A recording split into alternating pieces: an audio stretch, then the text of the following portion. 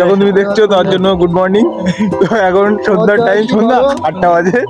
তো আমরা এখন যাচ্ছি ওই পাড়ায় ডান্স হাঙ্গামা দেখতে। রূপম, সৌরভ, রাকেশ, বিশ্ববিখ্যাত গাল গাজায়। তো আমাদের আজকে ডান্স হাঙ্গামা দেখতে হবে, সেখানে আসল ডান্সটা তো দেখো রূপম।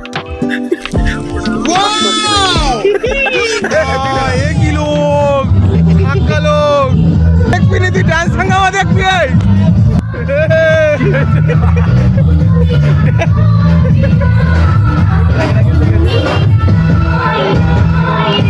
দেখাচ্ছি না